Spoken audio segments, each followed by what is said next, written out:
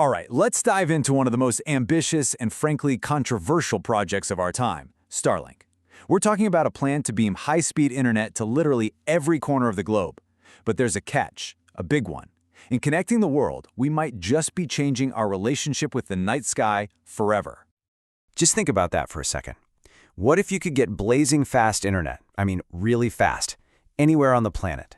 Not just in a big city, but on a mountaintop, in a tiny village, or even out in the middle of the ocean. You know, this isn't just about getting your Netflix shows to load faster. This is about a huge idea, closing the digital divide for millions, maybe even billions of people who are stuck on the wrong side of it. So how do you pull that off? Well, SpaceX has an answer, and it is incredibly audacious. We're not talking about launching a few big satellites. No, their plan is to build what's called a mega constellation. It's like a giant invisible net of thousands and thousands of tiny satellites, all working together, blanketing the entire planet to deliver internet from space. All right, so here's how we're going to break this down. First, we'll look at the big idea, this net for the world. Then, we'll get into how they're actually building the thing. After that, it's all about the battles for the sky. And trust me, there are a few. We'll also ask what the real price of progress is here. And finally, we'll look ahead and see what's next for Starlink. Okay, first up, a net for the world. So what's the big dream behind all this? At its core, it's actually pretty simple, but also kind of revolutionary. The goal is to get really good, reliable internet to all those places that have been left behind. You know, rural communities, remote areas where laying down fiber optic cable is just impossible or way too expensive. So, the secret sauce here, the thing that makes it all work, is the orbit. Starlink satellites are in what's called low Earth orbit, or LEO. Think of it like this. They're flying really close to Earth, only about 550 kilometers up. Now, the old-school satellites, they're way out there in geostationary orbit, almost 36,000 kilometers away. That huge distance is why traditional satellite internet has that awful lag, you know? It takes forever for the signal to go up and back. Starlink's proximity cuts that delay, that latency, from a painful 600 plus milliseconds to something like 25 to 35. That's the difference between a video call where you're constantly talking over each other and one that feels just like you're on fiber. All right, so having a cool idea is one thing, but actually building this thing, that is a whole other level. It's an absolutely monumental engineering challenge. So let's get into the nuts and bolts of how they're pulling it off. And when I say they're building it, I mean they are moving at a truly breakneck pace. I mean, look at this timeline. They filed their first application with the FCC in 2016. Just 3 years later, boom, the first 60 satellites are up there. A year after that, they've got a public beta test running, and by 2024, we're talking about thousands of these things in the sky. Seriously, nobody has ever deployed a satellite constellation this fast. It's just unprecedented. Okay, I really want you to stop and think about this number. Over 7,000 satellites. Let me say that again, 7,000 in just a few years. To give you some perspective on that, this one project, Starlink, has more than tripled the total number of active satellites we had orbiting the planet before it started. The scale is, well, it's just staggering. It's hard to even wrap your head around. So what's the life of a Starlink satellite actually like? Well, it's basically a four-step dance. First, a Falcon 9 rocket hauls up a whole stack of them, packed together like a deck of cards. Then they get deployed, and each satellite uses its own little Krypton thruster to climb up to its final orbit. Step 3, they start doing their job, beaming internet down to those little user dishes on the ground, you know, the thing Elon Musk famously called a UFO on a stick.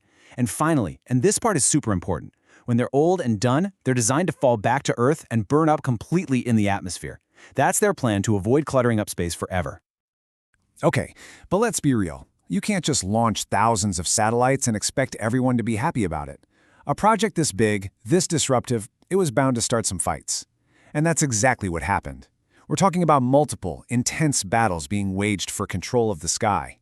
These are fights over invisible resources, over government rules, and even over the very soul of our night sky. The first battle is for something you can't even see: radio spectrum. Think of it like lanes on a highway in the sky. There are only so many lanes, and everyone wants to use them. The fight is over one specific lane, the 12 gigahertz band. On one side, you have Starlink, who needs it for their satellites, and on the other, you have 5G companies who want to use it for their ground-based networks. The huge problem? If they both try to use the same lane in the same place, it could create a massive traffic jam of signals, just total interference, making everything unusable. And SpaceX did not mince words on this. They came out swinging, presenting a study to the FCC with a pretty terrifying warning. They basically said, hey, if you let Dish Network and the 5G guys use this band, our service is toast. They claimed Starlink would become unusable for most Americans, suffering from near constant interference and just total outages. It was a huge shot across the bow. And, as you can imagine, the other side fired right back. The 5G coalition, which includes Dish, accused SpaceX of basically making stuff up, of using disingenuous tactics and trying to scare people with an anti-5G narrative. So you see, this wasn't some polite technical debate. It was an all-out corporate brawl playing out in these dense regulatory filings. Now the next battle is a little different. It's not about business. It's about science and, honestly, our connection to the universe. Almost as soon as the first Starlink satellites went up, astronomers started sounding the alarm. Why? Because these things are bright. So bright that they create these long, ugly streaks across their telescope images, totally ruining years of research and observation. I mean, NASA itself warned that the next generation of Starlink satellites could literally double the number of photos from the Hubble telescope that get photobombed. And yes, SpaceX has tried some fixes, like making the satellites darker, but the core issue is still a huge, huge problem for the entire scientific community. And that brings us to the third battle, the fight over the rules of the game. It's not just happening in the US, this is global. A major competitor, Viasat, straight up sued the FCC to try and stop the launches, saying they needed a proper environmental review first. Over in France, regulators actually pulled Starlink's license for a while because they said SpaceX didn't bother to ask the public what they thought. And then you have countries like India and Pakistan who just told them, nope, you can't even take pre-orders here until you get the right licenses. It's become this incredibly complex, worldwide game of regulatory whack-a-mole.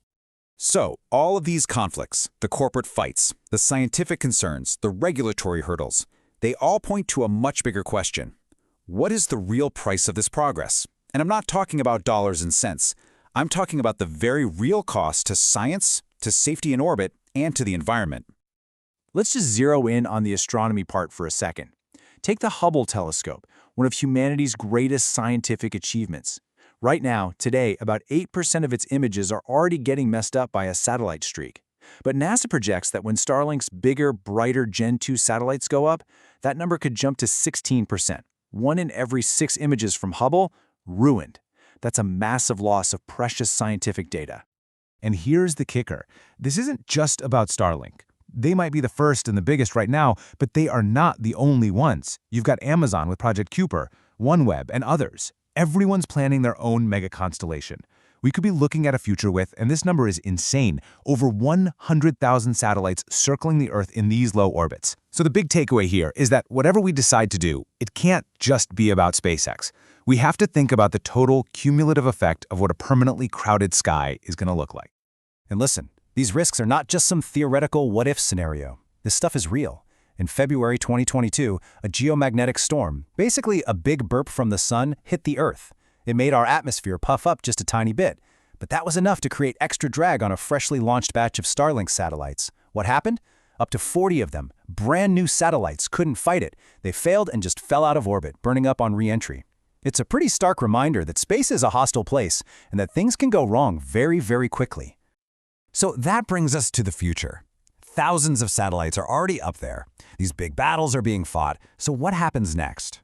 Where does a project like Starlink go from here? And really, the stakes couldn't be higher, not just for the company, but for all of us and our relationship with the sky. Well, the plan is pretty simple. Go bigger and go everywhere. They're not content with just providing internet to homes in the countryside. No, the next big push is mobile connectivity. They want Starlink in your car, on a boat, in an airplane. They're also building those bigger, more powerful Gen 2 satellites we talked about, launching expensive premium plans for businesses, and teaming up with giants like Google and Microsoft. The goal is to weave Starlink into the very fabric of the global internet. But as you'd expect, the opposition isn't just rolling over. They are pushing back just as hard. This quote from Viasat's John Janka really gets to the heart of their argument. It's this deep, nagging feeling that the people in charge, the regulators, are just not doing their homework, that they're letting this massive experiment unfold without truly thinking about the long-term consequences for the environment, for space, and for everyone down here on Earth. And so, we're left with this huge, critical question. The dream of connecting the entire world is powerful. I mean, who can argue with that? But this project forces us to face a really tough trade-off. As we race ahead to wire up the entire planet, who actually gets to decide what happens to our sky? Is it a handful of tech companies? Is it government agencies playing catch-up? Should it be the scientists, or should it be all of us? The answer we come up with is going to define not just the future of the internet, but our view of the stars for every generation that comes after us.